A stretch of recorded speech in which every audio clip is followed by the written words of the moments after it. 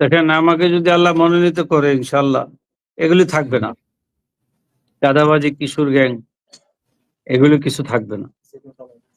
এবং এগুলি প্রশাসন নিয়ে আমি দেখব, বিশেষ করে এদের যদি নামাজের দাওয়াত দেই, একজন জি নামাজি লোক দ্বারা কোনো খারাপ কাজ হবে না। জি ইনশাল্লাহ এদের নামাজে বানিয়ে ফেলবো আমি, জি। ইনশাল্লাহ। যে আব্দুর রহমান ভাই, আপনি নিজেই আর কি শুরুতেই বলছিলেন যে পুরান ঢাকার আসলে কত সমস্যা, কোনটা রেখে কোনটা, এরকম একটা জায়গায় আর কি যাওয়া। তো এখানে আমি যদি স্পেসিফিক ভাবে বলি, যেমন এখানে কিশোর গ্যাং রিলেটেড কিছু সমস্যা আছে, তারপর রাজনৈতিক কিছু ব্যাপার, সন্ত্রাসী কার্যক্রম, মাঝে মধ্যে টুকটাক খবরের শিরোনাম পাওয়া যায়, এবং চাঁদাবাজির একটা ভালো একটা প্রভাব আছে। আবার এখানে যে সমস্যাগুলোর কথা আমরা জানি, যেমন ঘিঞ্জি এলাকা, বা যদি আল্লাহ না করুন কোনো একটা ভূমিকম্প হয়, সেখানে এই বিল্ডিং গুলো এত আঁটোসাঁটো ভাবে করা আছে, সেখান থেকে মানুষকে যে রেস্কিউ করে নিয়ে আসার মতো একটা পরিস্থিতি আসলে নাই, যেটা আমরা আর কি কিছুদিন আগেই দেখতে পেয়েছি। তো এই অবস্থা থেকে যে আপনি আসলে এই সামগ্রিকভাবে এই পরিবর্তনগুলো আনার জন্য বা কিভাবে কি চিন্তা করছেন? এই প্রথম এই বিষয়টা আসলে এই পুরা ঢাকা নিয়েই সবাই চিন্তিত, সবাই চিন্তা করতেছে। এবং পুরান ঢাকা নিয়ে আমরা সবাই এখানে অনেক আছে, পঞ্চায়েত কমিটি আছে, অনেক সমাজ সেবামূলক অনেক জি কমিটি আছে।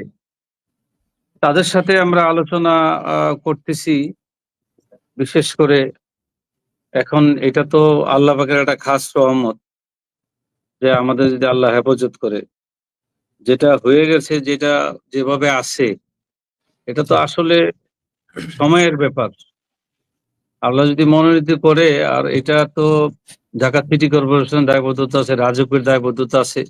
জি এগুলি তো আর আমরা করি নাই, আর কোনো সংসদ সদস্যরও তেমন একটা দায়বদ্ধতা ছিল না। পুরান ঢাকা তো আপনারা জানেন, আমি জি 40 জি বছর যাবৎ এই পুরান ঢাকাতেই আছি।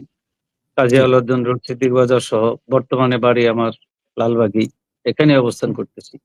এখানে আমাদের এই যেখানে বসছি আমি, এখানে আমার এই বাড়ির নিচে একটা মাদ্রাসা, হ্যাঁ, নিচতলা দোতলা। তো জি এখানে আছি আমরা পুরান ঢাকাতে। এখন এই যে অবস্থাটা, এটা তো আল্লাহর রহমত ছাড়া আর কোনো উপায় নেই। এখন আমি তো ইচ্ছা করলে একটা বাড়ি ভেঙে ফেলতে পারবো না। না, আমরা সেটা বুঝতে কিন্তু পেরেছি যে আপনি আল্লাহর রহমতের কথা বললেন, যে একদম সুপার ন্যাচারাল একটা জায়গা থেকে আপনি বললেন, বাট এই যে যে সমস্যা, তার মানে কি আমরা কি আপনার কথা থেকে এটা ধরে নিতে পারি যে এভাবেই চলবে, বা এটার পরিবর্তন না, করা না, সম্ভব এইভাবে না বা সুযোগ না, বা এইভাবে এইভাবে চলবে না। এটা আসলে সবাইকে নিয়েই এটা একটা পরিকল্পনা করতে হবে, কিভাবে সুন্দর করা যায়, কিভাবে জি আহ, মানুষের সুবিধা হয়। এটা সবাই তো বাঁচতে চায়, সবাই তো জি সুন্দর চায়, জি সবাই তো সবার ভালো চায়। তা আমরা যদি ভালো চাই, সবাই চাইবে না কেন?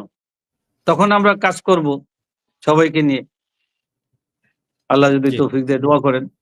জি যে আরেকটা, এর সাথে আমি আরেকটা প্রশ্ন করেছিলাম যে এখানে কিশোর গ্যাং বা রাজনৈতিক কিছু ব্যাপার, চাঁদাবাজির কিছু ব্যাপার আর কি আমরা শুনি থাকি, বা বিভিন্ন সময় পত্র পত্রিকায় নিউজ হয়ে থাকে। তো এই ব্যাপারগুলো আসলে আপনি ট্যাকেল করার জন্য কিভাবে কি পরিকল্পনা করছেন?